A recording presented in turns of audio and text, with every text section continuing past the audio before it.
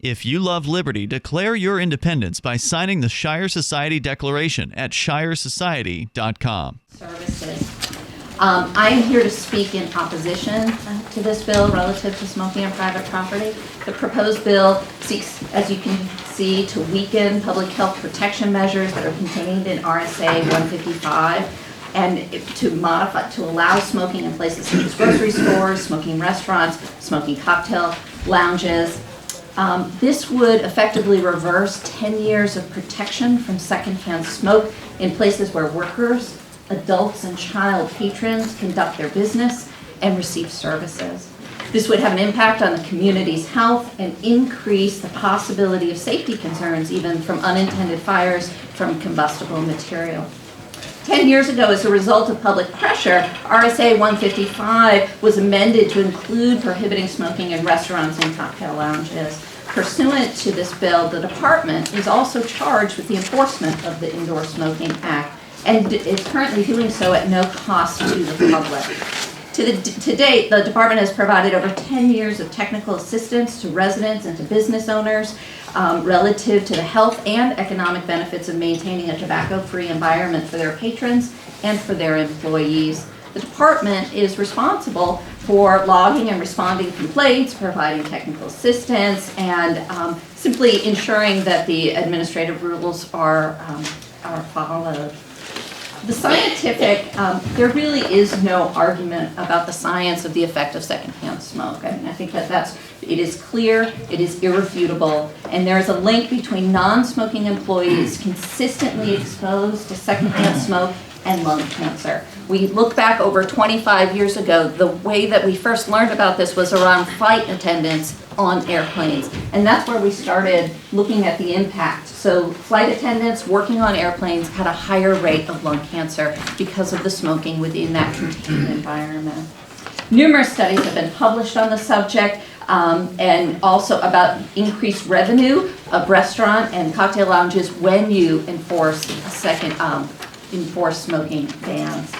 According to the U.S. Surgeon General, the harm from secondhand smoke is not only a risk to chronic conditions, as I said, such as cancer or heart disease, and folks, we may have advocates here from those places who can speak more to that, but the poisons in the smoke pose a danger right away. The sudden blood clots, heart attacks, and strokes can all be triggered by tobacco smoke. Sitting in a smoky bar raises your odds of a heart attack. Even the protections that exist today across the country, more than 300,000 children suffer each year from infections caused by tobacco smoke, including bronchitis, pneumonia, and ear infections. So there's just a couple of points I want to leave you with. There is no risk-free level of exposure to tobacco smoke.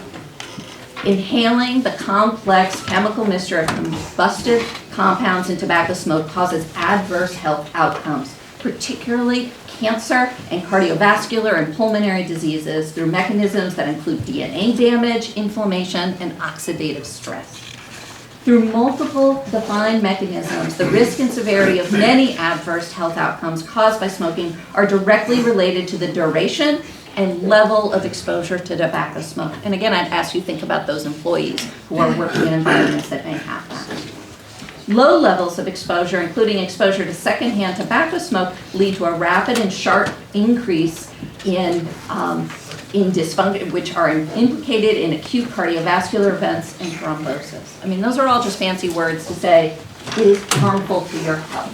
We have had 10 years of protection. That is great. We urge the committee to consider the economic and health impact that would occur in Hampshire if our Indoor Smoking Act was repealed.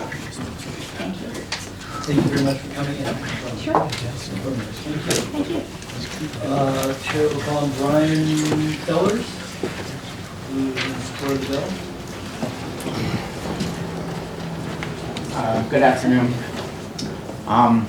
Yes, the bill, I support the bill obviously because it gives the private business owner a choice in the way he wants to run his business. It also opens up the marketplace so the citizens of the state will be able to decide whether they want to go to a business that has smoking. I've listened to everything the government bureaucrat was trying to kill the bill, but her salary is paid for by my tax dollars, and I choose to let New Hampshire citizens choose the way they want to dine or entertain themselves. And it's my choice to go to a restaurant if it has smoking. The road to the nanny state is a road that's you know, a dangerous type road to be going down, because pretty soon we'll have studies that alcohol is dangerous to you. So you can only go to a bar and be served one drink. And then what will that do to the state revenue? But she's the government bureaucrat, and there will be a lot of government lobbyists up here trying to get you to keep the regulations in place because their jobs depend on it. I pay taxes in this state, and I don't want to have to, I would like to be able to choose what kind of business I want to spend my money in. Thank you. Thank you. Chair will call on Lance Boucher. Okay.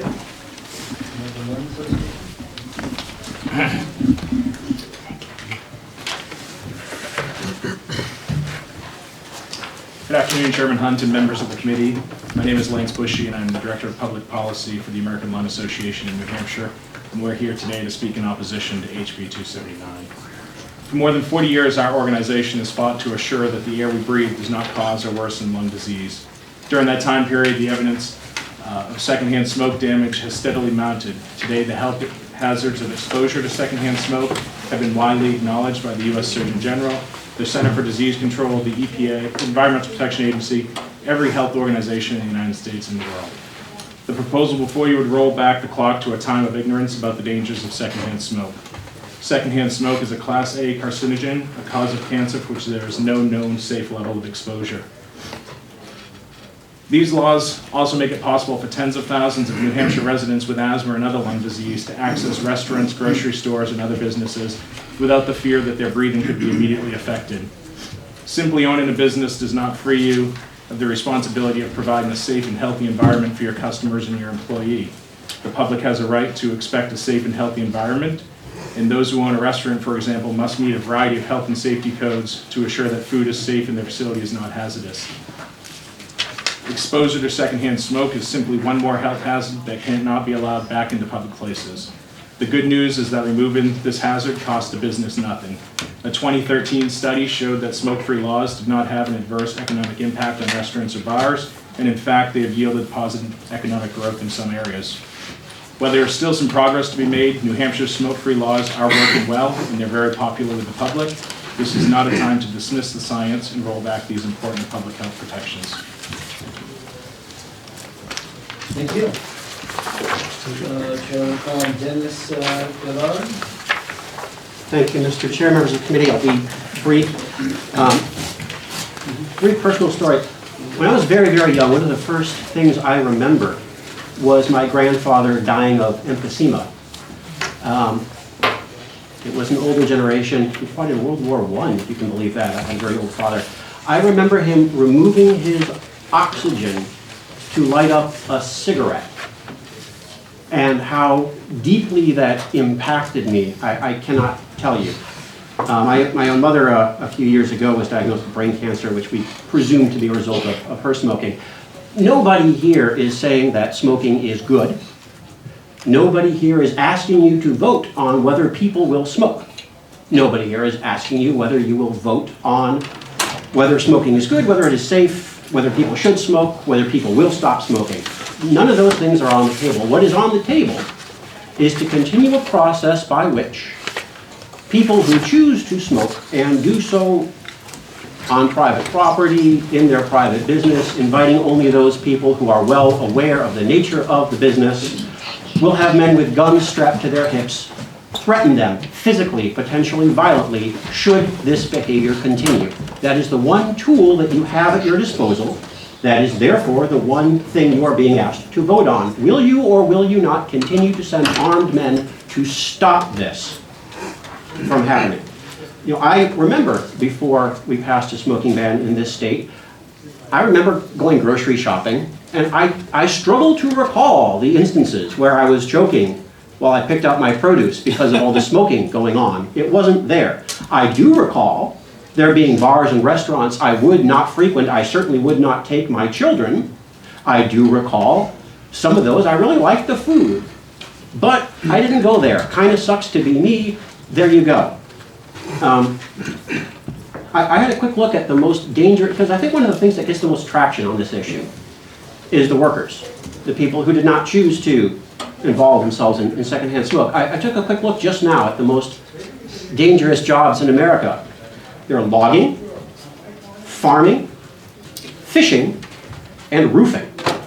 Every one of these jobs comes with an implied risk that the employee assumes. I would venture to say that a server in a restaurant is in the same boat and needs to make a conscious decision about where they wish to work. I think that their health needs to be protected. I don't think that threatening the manager with a gun is the right way to go about that. If you want, those of you who really don't like this bill, if you want to ensure public safety, get the word out.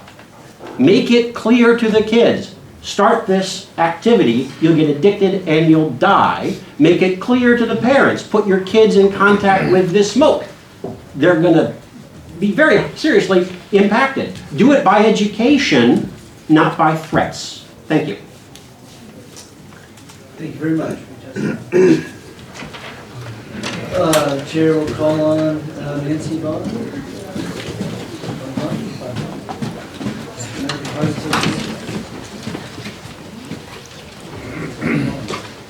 Good afternoon, sorry. I'm Nancy Vaughn. I'm Government Relations Director for the American Heart Association in New Hampshire. I am one of those who were fortunate enough to be here back in 2006 for the first run-through to create the protection for smoke-free restaurants. The American Heart Association is opposed to this bill and repealing prohibition on smoking in grocery stores, restaurants, cocktail lounges, and any privately owned vehicle that's being used as a public conveyance. We are in support of this policy because it not only protects the general public, but it does protect workers in restaurants. We do feel that it shouldn't be a choice for a young person to decide whether they can work in a restaurant in their town or have to travel a great distance to work in a restaurant that does not permit smoking. And also, back in 2006, 2007, the restaurants came out pretty much in force in favor of a statewide ban on smoking in restaurants so that it would create a level playing field. So again, there was a lot of support for this back at the time. As Patricia Tilley had referenced, there is a cardiovascular disease issue that comes about with exposure to secondhand smoke. As she had mentioned, it increases an individual's likelihood of not only developing cardiovascular disease, but if they have cardiovascular disease, of having a heart attack by just their exposure to secondhand smoke. And they do have information on the science behind that as well. But basically, long-term exposure to secondhand smoke, whether it's in the home or the workplace, is associated with the 25 to 30% increased risk of coronary heart disease in non-smokers. And also, back at the time that this original statute was created, there were some public opinion polls, and there's a very, very high percentage of New Hampshire residents that supported the smoke-free restaurant policy at the time. And a few years later, there was a backup policy, a survey on another policy to create workplaces, all workplaces to be smoke-free, and that had a very similar level of support as well. So again, we are in opposition to this, and we strongly urge you to vote inexpedient to legislate on this as it comes up. But I'm happy to take any questions you might have or supply you with any information.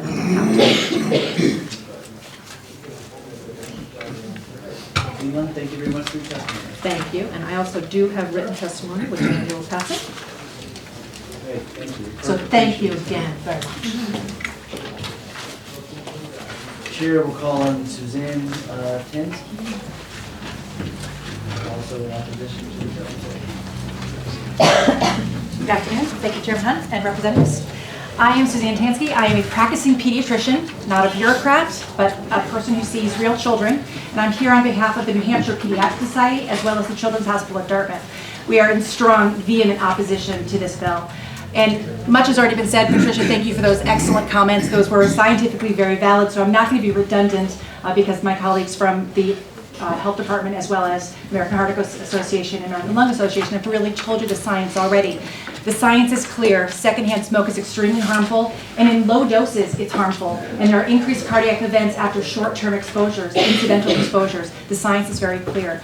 15.9% of adults in New Hampshire are smokers. That means there's 84.1% of our population that are non-smokers, and almost all of our kids are non-smokers. We need to do the right thing and keep this law on the books, protecting where we work, live, and play, making sure we have clean indoor air in our restaurants, in our bars for our adults, and in our grocery stores. I think that the evidence is also strong that our New Hampshire citizens are in support of smoke-free air. As was just mentioned, 3 to 1 people prefer clean air, clean indoor air laws. So this is the population have spoken about this over and over again. This has been on the books for 10 years. We should be celebrating our 10-year anniversary and consider strengthening our indoor air laws so that we're covering all the people who are working in New Hampshire. When we're thinking about tourism, people come in, people expect to go to a restaurant when they come into our state and have a smoke-free place. Smoke-free air laws are in New Hampshire and all of our neighboring states. So we should not be an outlier in this, and we should maintain this as a clean indoor air law.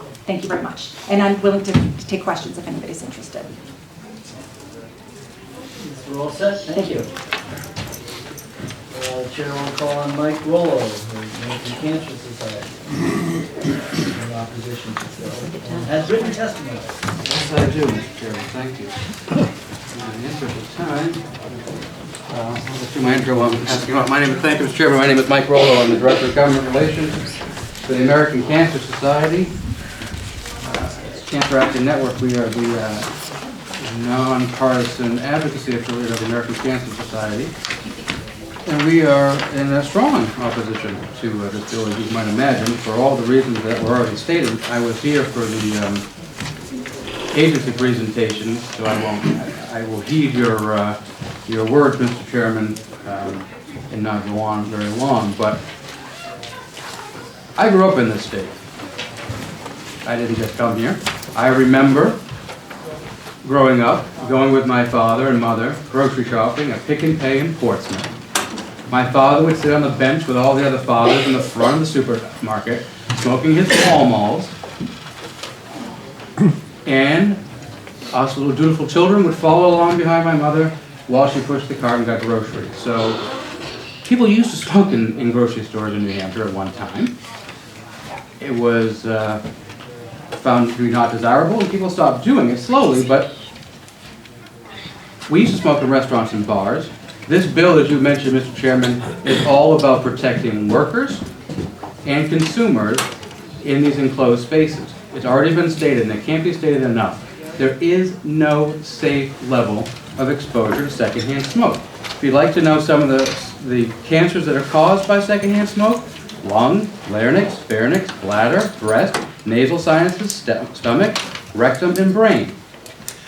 The science has evolved. We knew 10 years ago it was really bad to have smoking and to ingest secondhand smoke. We made this change. In fact, this little button that I have, I'm wearing, was passed out to me before I walked into Representatives Hall to vote for the smoking ban 10 years ago, 11 years actually, and then a year later it went into effect. We should not be going back. There's new evidence that shows that it causes even more cancers. We didn't know 10 years ago that it caused cancer of the rectum. People would think, well, that's foolish. Studies have shown that it does. Why would we ever go backwards, Mr. Chairman? I think if you ask the folks from the trade groups, the industry groups, they're not asking for this. So there seems to be a concerted effort by an organization in this state that would like to see it, and a number of their folks have testified today. But again, the American Cancer Society and some of the volunteers that you may have gotten emails from, thousands of volunteers across the state, would be in opposition to this bill and going back. Thank you, Mr. Chairman. I'm happy to answer any questions. So just for the record, the original indoor smoking act, which was passed some 28 years ago, not 10 years. Right. Prevented smoking in grocery stores. Okay, but this was bringing it back, well, I'm a little older than 28, Mr. Chairman, but thank you. Very kind of you to mention that, but yeah. But this, Mr. Chairman, would go back even further then. We'd be going back 28 years. 10 years. Pardon? Yeah, that's right. We'd be allowing smoking in grocery stores again, which is foul enough to even imagine, let alone live through. Fair enough. Thank you very much for your testimony.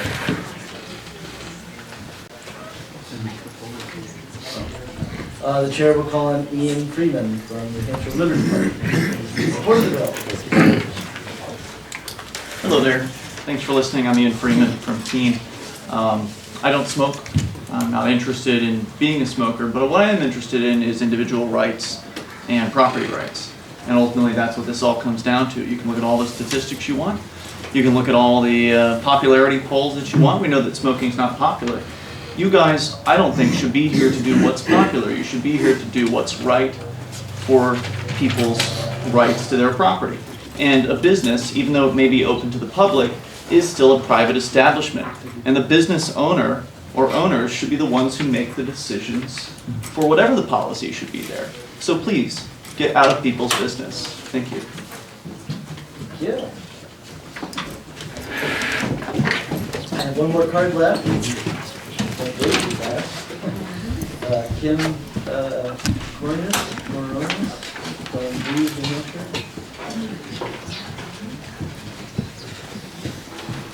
Good afternoon. Good afternoon. Thank you for your time. I'm turning in written testimony. Excellent. Of course, appreciate that.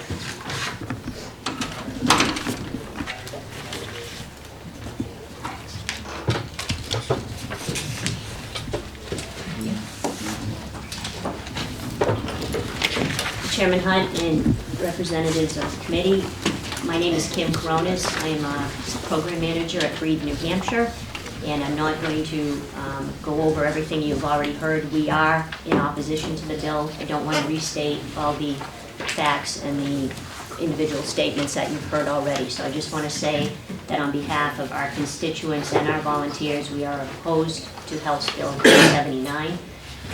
The written testimony has included some information from CDC, and I'd be happy to answer any other questions, and thank you for your time. Thank you. Yeah. You can? Oh, sure. Is there anybody else who would like to testify? House Bill 279. Okay, before I close the hearing, I will state that this bill is going to go to a subcommittee. We'll be going to the liquor subdivision. We have Claire Meyer, who's in support of the bill. Tricia Tilley is in opposed. I'm sorry, but Claire Meyer is opposed to the bill. Tricia Tilley is opposed to the bill. Shirley Frost is opposed to the bill. Representative Timothy Horrigan is opposed to the bill. J.J. Smith, the Hampshire Public Health Association opposed to the bill. The March of Dimes, doesn't sound like a person, but Manchester, they're opposed to the bill. Representative Michael Cahill is opposed to the bill. And Darrell Perry, Liberty Lobby LLC, is in support of the bill. And having said that, I will close the public hearing on House Bill 279. Okay. I'd like to invite you to visit freekeene.com. Freekeene.com features audio, video, and blogs chronicling the transition to a voluntary society.